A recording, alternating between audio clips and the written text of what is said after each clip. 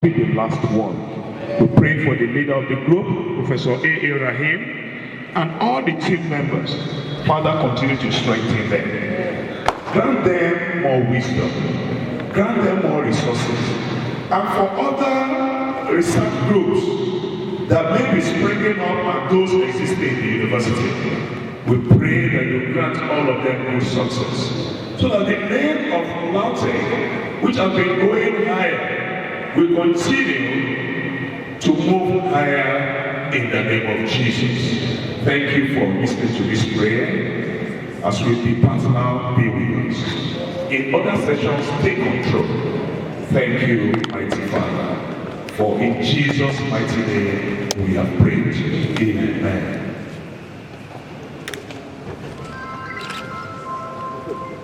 Thank you, sir. Information, please. Please take note of this information. All participants. Like I said, immediately after now, we go out and now take pictures with participants and invited guests. After that, we go on inspect, go to the exhibition stand to see what's going on. By 12:30 on the dot, we expected back in the hall for keynote presentation. All of us will come back here for keynote presentation. We have 3 of them. After the keynote presentation, we'll go for lunch. But immediately after lunch, we are going to have 2 technical sessions that will go pari passu simultaneously. So the first one, group A, you stay here, while the second group, group B, will be at the CAD center.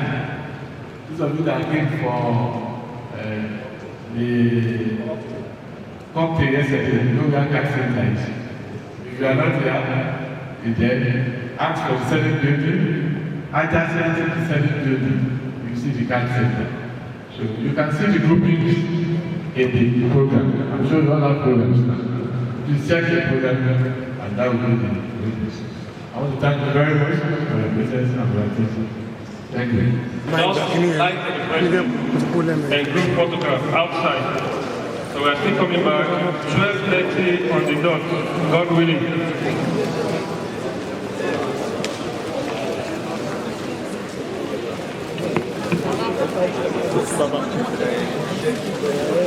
Construction and commissioning of power records, evaluation, repair, and planned life management.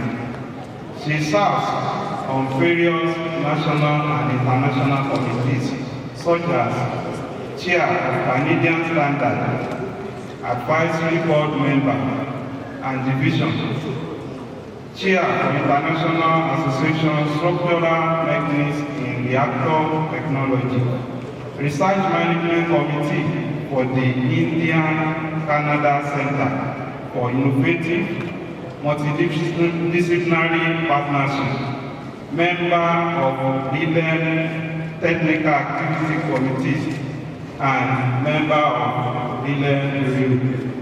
She also served on the editorial board for Cement and Concrete Composite, Canadian Journal of Civil Engineering, and LIBEM Technical Letters. Thank you so much.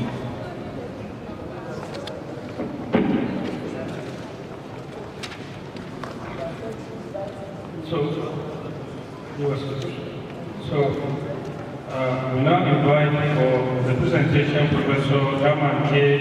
Vanessa for her presentation.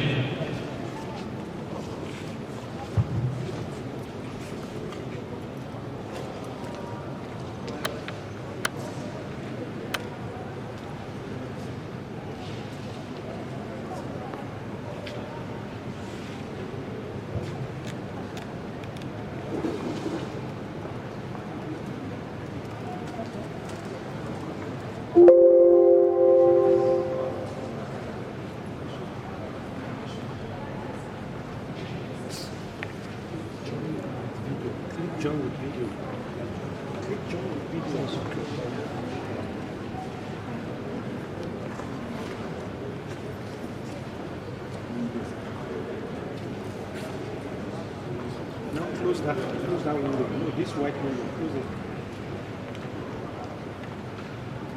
Got it. Clip got it.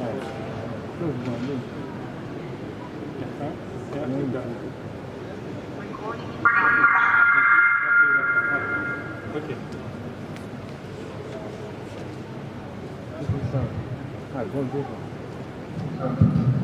Professor Clemenson, you have the floor. Professor Clemenson.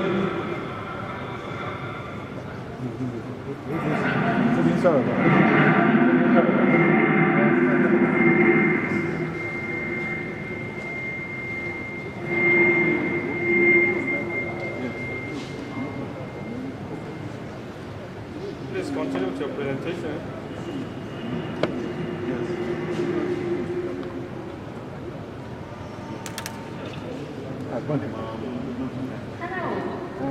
Okay.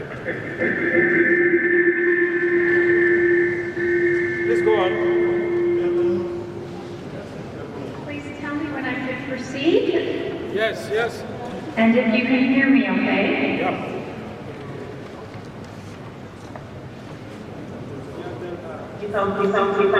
Answer as which you can continue. Okay, so good afternoon, good morning, good evening, wherever you are in the world.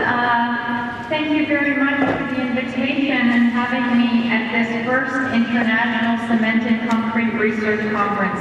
It is my honor, and I'm greatly appreciating the invitation that has been extended by the organizing committee.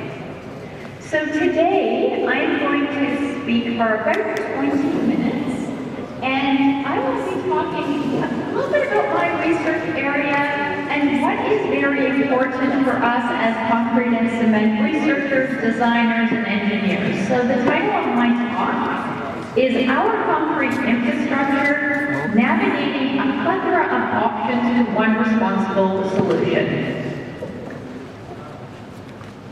Okay, so before I begin on that big topic, I wanted just to introduce where I'm coming from. I'm coming from the University of Toronto, which is in Canada. The university and the faculty has been established since 1873. We have over 5,000 undergraduate students, 2,000 graduate students, and many graduate department divisions.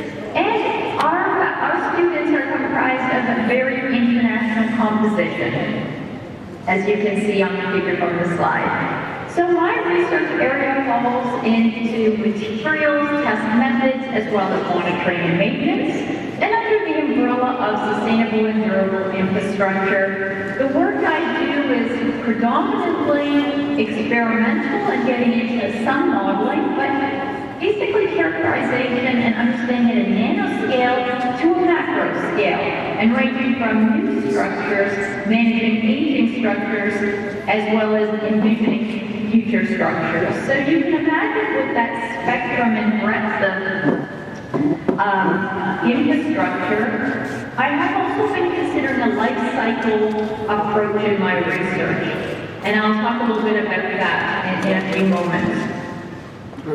So, I'm going to get back to this title, which is very wordy and quite a mouthful. So I'm just going to deconstruct it here.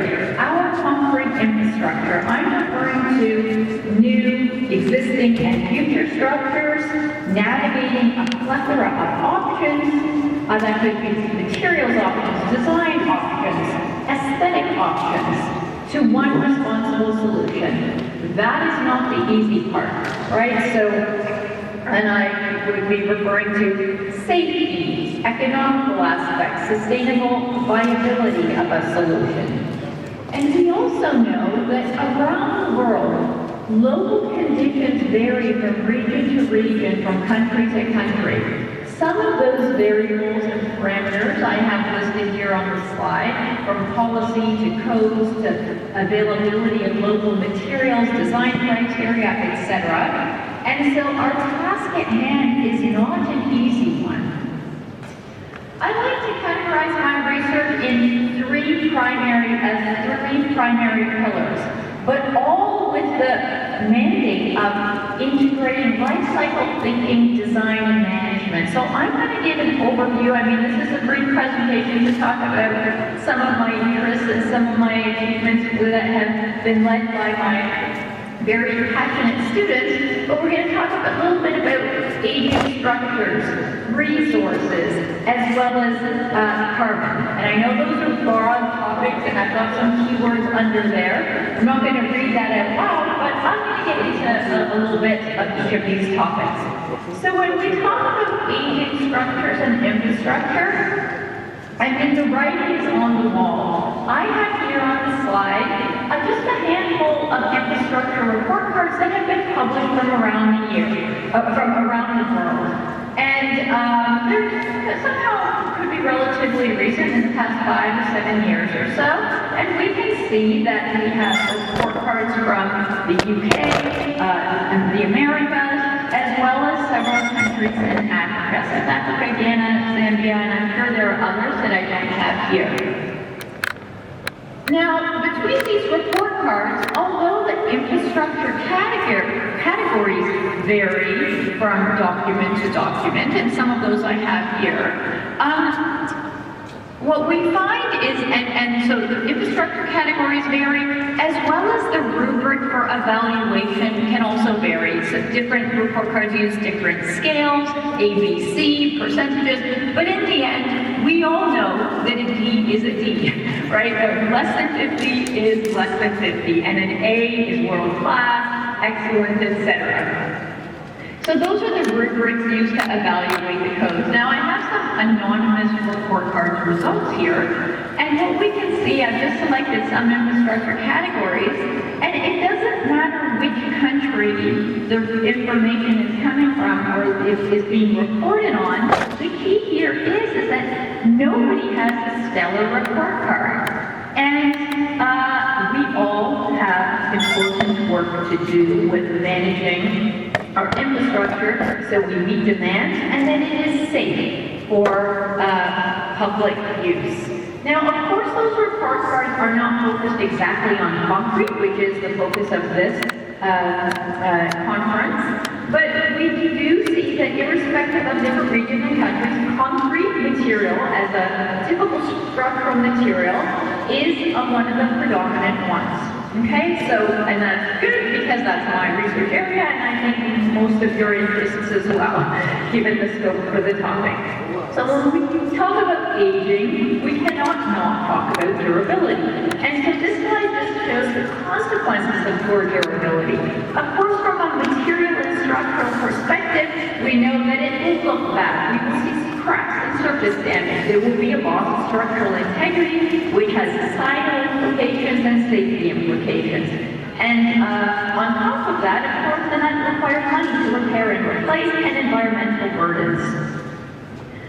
Of course, for durability, and I think many people will be talking about durability in the next couple of days from what I've seen from the schedule, there are standards test approaches and methods that are used, and many, we have British standards, American standards, European standards, Ryland, etc. And so those are great. They help us determine the difference between different mix designs. We've also come quite a way in understanding how we can achieve more durable structures, and some of the key tips are given here for 3 or 4 different degradation mechanisms. So this, we've understood as well the mechanism and how to prevent that from occurring.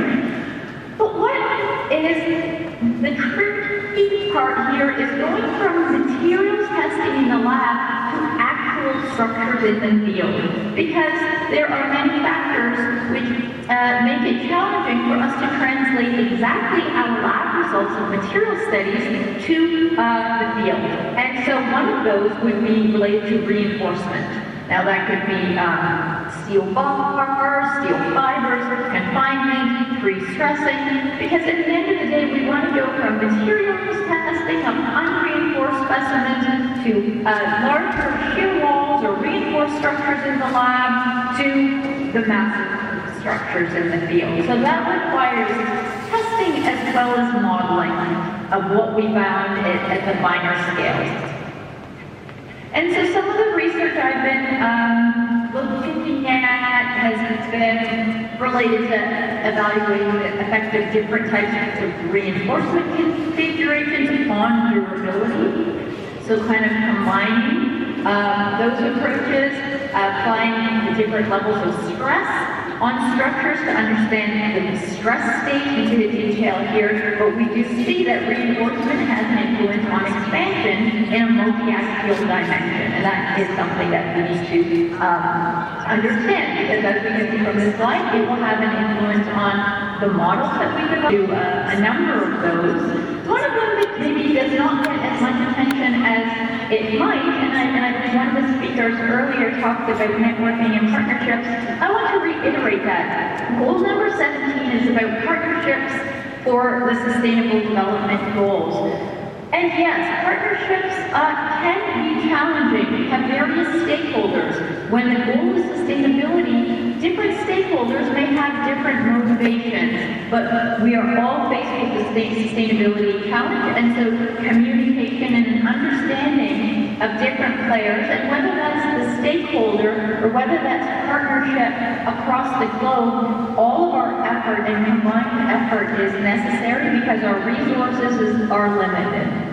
And this schematic is in a manuscript that is under review right now with a number of co-authors from around the world. And so other sustainability goals that might be more clear-cut and more obvious might relate to industry, innovation, and infrastructure, sustainable cities and communities. There are many roadmaps that have been published. Some of them I have listed here on the screen. That's to get us to net zero by 2050. And just for example, Europe's document that I have referenced there on the slide has the 5C approach: clinker, cement, concrete construction, and recarbonation. Another another roadmap has identified different drivers to help achieve net zero by 2050. So there's all of this information, but in the end, those are individual and strategic plans for various countries, but we know that although globally cement demand will be increasing, locally, different regions or countries may be staying the same from 2020 to 2060 based on the projections in this slide, or they might increase slightly, stay the same, or decrease. Okay, so we have to keep that in mind when we're moving forward, that there's differences between local and global solutions. What might be okay for a different region or country may or may not be exactly suitable for the local conditions of one's community. And we see the same thing for coal consumption, which affects fly ash availability. An industrial byproduct. I guess there's a global increase, but there's also in some regions, there's a global increase and a local decrease. And we see the same thing for crude steel production, where we see sort of the interplay between the effect of blast furnace slag availability and a country. Nevertheless, all of the roadmaps identify that clinker to cement shows are targeted to decrease by 2050. That's the goal, and we can see the reference to the target year. The green is always lower than the pink bar because the goal is to reduce the clinker to cement ratio. How do we do that? Well, traditional SEMs has been one example, so I think many of us probably have experience or understanding of that. But as I said, in some regions, these materials are no longer locally available. And then, so of course, we have seen some benefits with respect to durability and transport properties with SEMs, but we need to look probably beyond that. And this slide combines a lot of the data from many roadmaps and the types of cement replacement materials that could be used are listed here. And I think many of you are going to be speaking about some local materials that you will be using, right? So we're talking about artificial pozzolans, rice husk ash, ground crushing sand, chalk, burnt oil and shale, etc. So there are many options. And then when I say that, okay, so we should be characterizing and looking at other quote-unquote sustainable materials, we also want to expand that scope and look at economic and environmental impacts.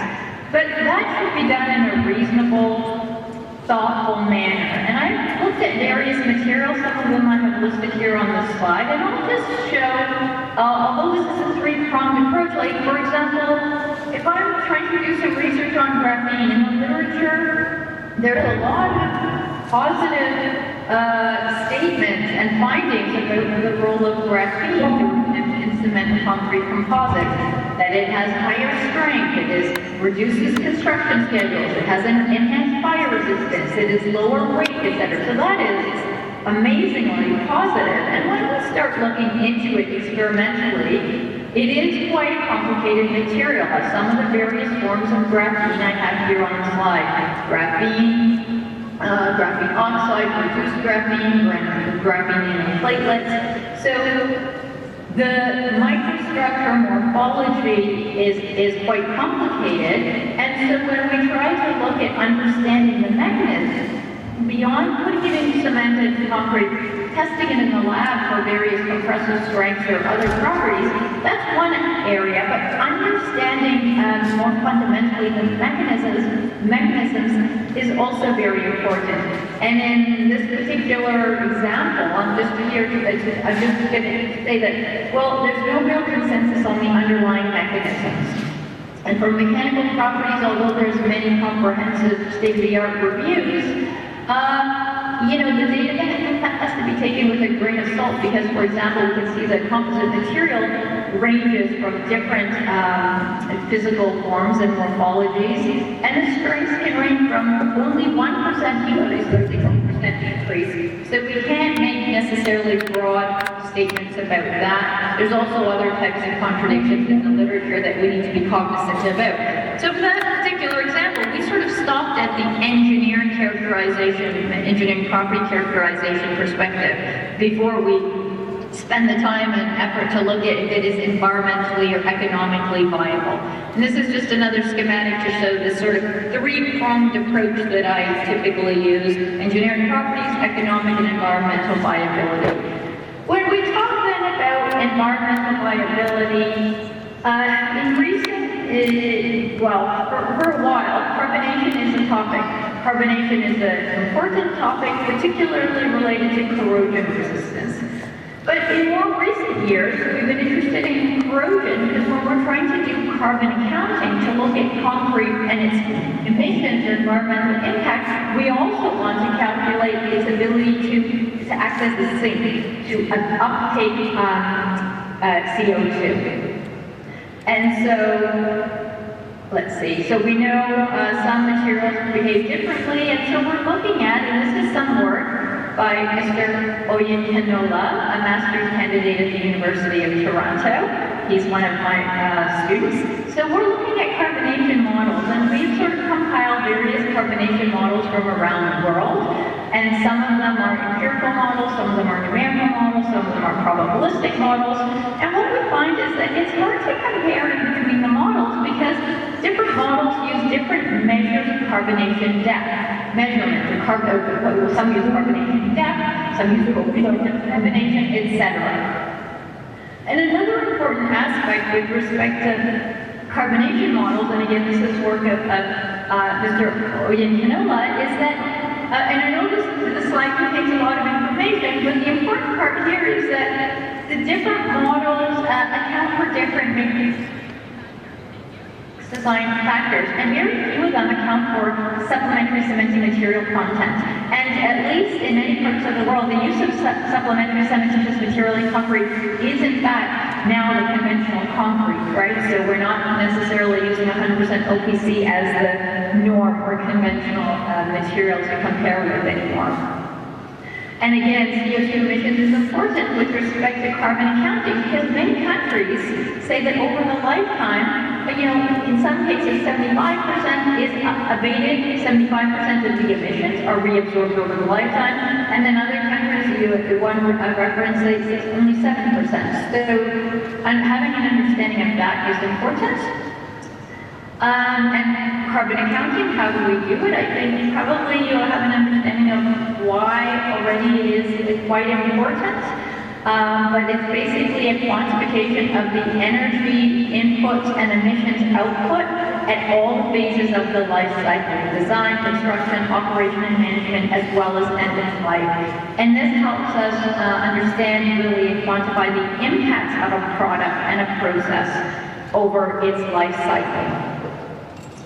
Of course, there is different, life cycle assessment framework is in ISO 14040, so that is the guide as to the approach, the goal and scope definition, inventory analysis, impact analysis.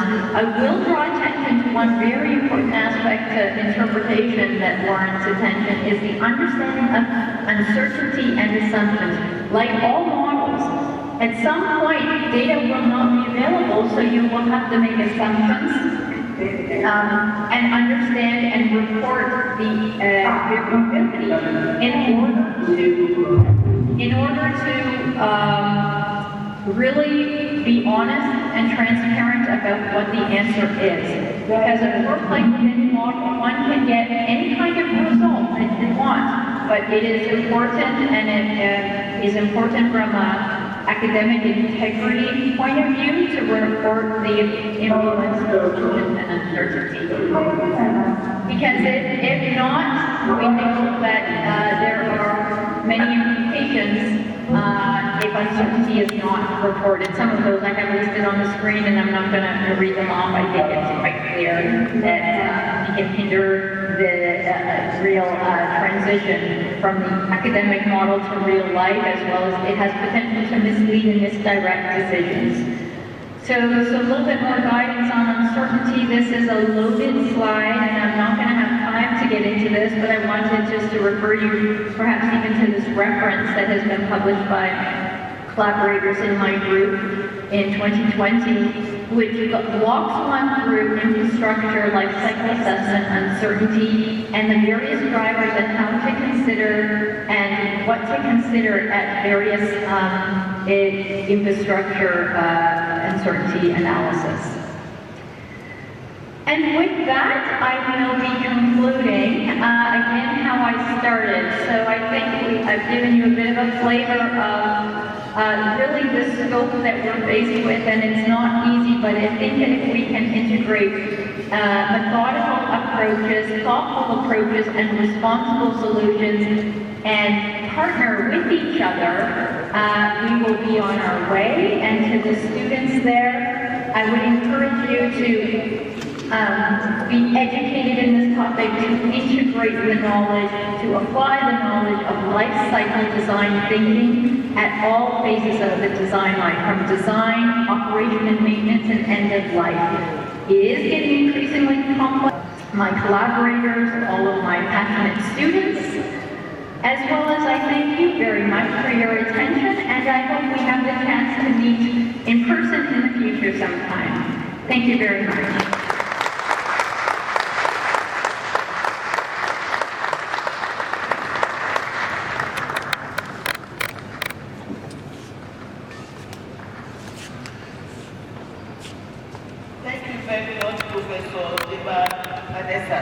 That was a very good presentation, very enlightening. I want to formally welcome everybody to the keynote address presentation session. Now I'll hand over to Dr. Olani for a brief summary of what she has just presented. Thank you. Commending the effort of the presenter for the beautiful presentation. In summary, our presenter, that's Professor Davan K. Panessa, is from the Department of Civil and Mineral Engineering, University of Toronto, Canada. His research focus essentially is on the sustainability and durability of cement-based materials and structures. Today, the topic here she has X-ray before us is on our concrete infrastructure navigating a plethora of options for non-responsible solution. In essence, he has divided the topic into three major parts. The one is the infrastructure, the other one is the plethora of options, and the third aspect is the so-called that very responsive solution we are looking at. In terms of the infrastructure, she's looking into the design, construction, maintenance, sustenance, durability of the structure through our design and the materials. Then in terms of plethora of options, she's looking at materials essentially and design. In terms of infrastructure, she's looking at the existing and the new concrete options. And then the third aspect of the presentation focused essentially on the solution. And the idea of the solution, she looked at it from the point of safety. How safe will our concrete structures be? She also looked at it from the economical point of view. How economical will be our structures in a way that we can afford to build them. And more importantly, she looked at it from the point of sustainability. How sustainable will those structures will be? In doing that, she went through the life cycle thinking of the design and management. Beyond that, she looks at the structure, the resources, and the carbonation, that's carbon effects in the atmosphere. According to her, global report card in terms of evaluation of concrete infrastructures were assessed, and that one took them to Canada 2019, Ghana 2016, South Africa 2017, United Kingdom 2014, US 2017. So when we talk about infrastructure within this context, we are looking at roads, bridges, rail, water, and global non-residential building, typically structures. We'll be looking at aesthetics, surface damage, loss of structural integrity, poor durability, carbonation, corrosion, surface attack, especially those that are located within the coastal region. On that basis, she came up with recommendations for surface attack, cracking, structural performance, durability, and the rest of them. Now, in doing that, she also looked at the comparison of laboratory testing to structural level testing and what is obtained directly from outside. Because one thing is for you to test materials in the laboratory, another thing is for you to get to the field and begin to experience some different results.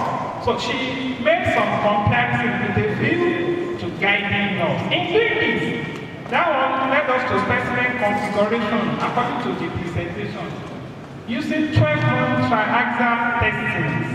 And in doing that, she gave us some references in terms of handbook of sustainable concrete design. And more importantly, within the context of the presentation, she looked at the sustainable development goals. The 17 sustainable development goals were projected with emphasis on goals number 17 that has to do with partnership for sustainable development. So within that context, the international strategic roadmap for sustainable development was given to us, especially we have strategies like Europe's 5Cs to reduce carbon outside, projection of cement demand between 2020 and 2026, coal consumption, which affects fly ash availability, boost tree production over years, and use of some traditional cement materials. When we're talking about fly ash, GGPS, that's slag in that sense. Also, within that context, she now proposed SCM, that is cement materials, to reduce cement quantity usage for sustainable development. The idea, the emphasis here is that we are looking at sustainability. And she illustrated some hydration mechanisms using different techniques regarding compressive, tensile strength, and the rest tests that are applicable to concrete testing, strength, durability. Within that approach, she came up with a three-pronged approach of 3 E's: environment, economy, and energy. And a poster about carbonation models across global regions was given, particularly in terms of materials, carbon dioxide emissions, and reabsorption. So, in the course of getting some materials for cement production or materials for concrete, you have carbon dioxide emitted to the atmosphere, and some material, particularly limestone, can reabsorb some of this carbon dioxide. So essentially, the emphasis there is on sustainability. And in concluding, she also talked about material life cycle analysis framework with particular reference to International Standard Organization Rule 14040. And because of that one, she talked about the need for uncertainty analysis. So these were x-rays from the point of categories and drivers for infrastructure life cycle analysis, uncertainty analysis.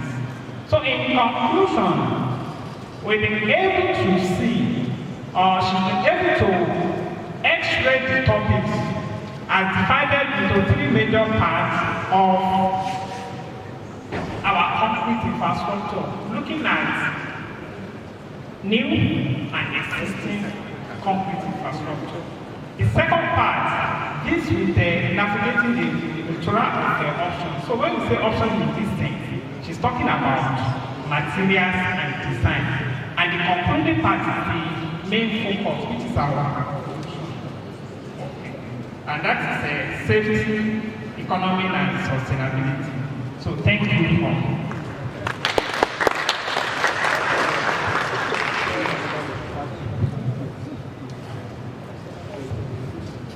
Okay, thank you so much, Architect Olani, for that wonderful summary.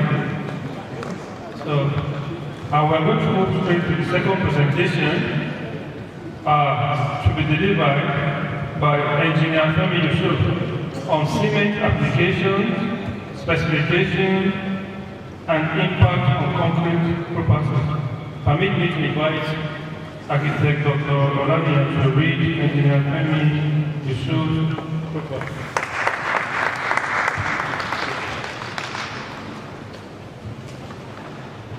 Thank you. Straight to the point, please, because of time. This is the brief citation of Engineer Femi Yusuf. Engineer Femi Yusuf is a graduate of civil engineering from the Federal University of Technology in Niger State.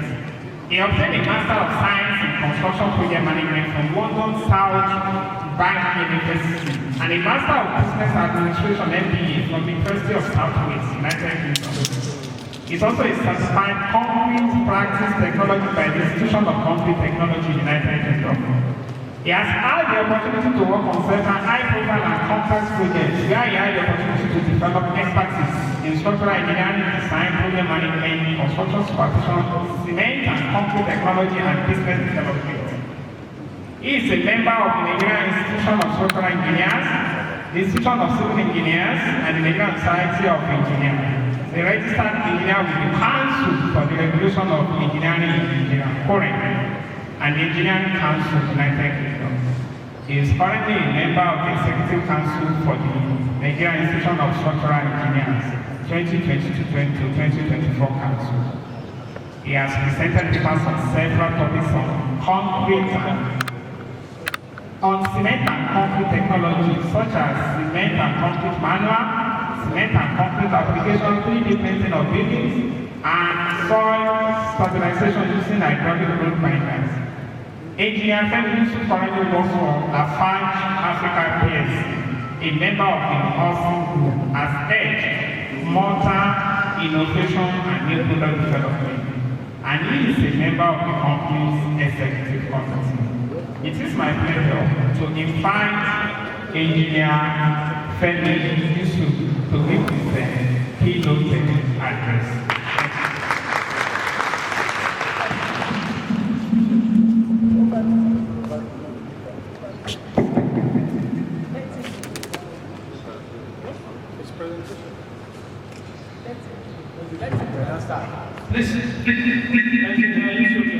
sir.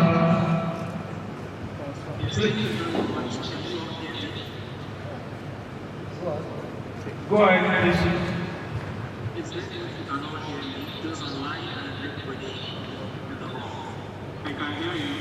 Yeah.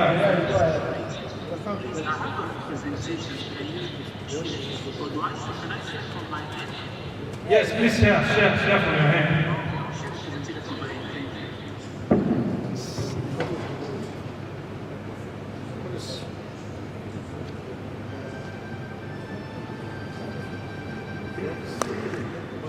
Okay, thank you very much for this opportunity and for the intro of my background and profile. As you were all told, my name is Engineer Yusuf. I work for LAUTECH Africa PLC. LAUTECH Africa is part of the Wholesale Group. We are the most advanced construction materials producing company in the whole world. And in Nigeria, we are also about the most advanced. We're the only construction materials industry in Nigeria that makes cement, concrete, and mortar. And beyond that, we also provide various technical services to the industry. The title of my paper today is Cement Applications, Specifications, and Impact on Concrete Properties. This is something people that are outside, professionals outside the construction industry are beginning to wonder if we actually have the kind of materials that can achieve very durable and high-strength concrete. So, the background of my presentation is just about getting the deeper understanding and then applying this to some of the big projects such that there can be clarity. We do have the Nigerian cement standard that has about 27 types of cement, but I'm sure the House will be quite surprised to know that we are only using maybe about 2 or 3 types of cement in that standard because like the previous presenter noted, we struggle with cementitious materials in the country. We don't have a functional steel mill such that we can use slag or fly ash or any of the other materials that is being used around the world. Durability is a big factor in Nigeria, and we used to see buildings. I mean, a lot of us that were born in the 50s and the 60s, met buildings that were told were 100 years old. But in Nigeria today, we started seeing buildings that are less than 5 years old and they are coming down. And more recently, buildings that are not a year old coming down. And everybody is attributing the fact to just design and supervision. But when you go to some of these construction sites, you notice that it's beyond just design and supervision. Also, we are now beginning to invest in multi-billion-dollar projects. And a lot of this require the techniques and techniques and understanding of concrete technology.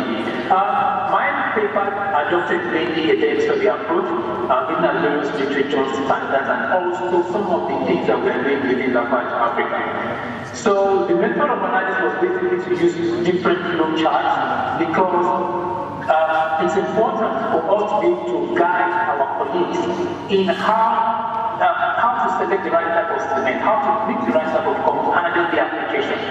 But we are preaching within LAUTECH Africa, we preach the prescriptive method. What is happening right now is that in the industry generally, the standard method is being used. So if you speak with a general professional, what I mean by general professional is someone that doesn't use concrete all the time, but he knows the difference about concrete. What they will tell you is concrete mix. They will tell you that 124, 136. But when you begin to dig deeper about the type of structure that needs to be constructed, they become lost. And from our own findings and analysis, for you to lead to another paper entirely, we have found out that the general concrete mix design that most engineering professionals, civil and structural engineering professionals think will give them typical 20-25 concrete will not even get them that kind of concrete. So you can see the amount of problems that we have. The advantage of the prescriptive method is that it starts from the performance and the function of the structure to the point of you now determining the concrete type and also looking at the materials you have to be able to mix the right type of concrete. So at the end of the day, the ratio that is not even the type of ratio that you are used to. And the information that was given, I now apply that to major multi-million-dollar projects just to see how it impacts, it can impact and bring out the kind of performance you need. But before I go into the project and the concrete and all that, I felt that it's important to spend a minute just to go back into cement itself. A lot of people know that cement is produced, but I can tell you that most people don't know how it's produced and how come they have different types of cement.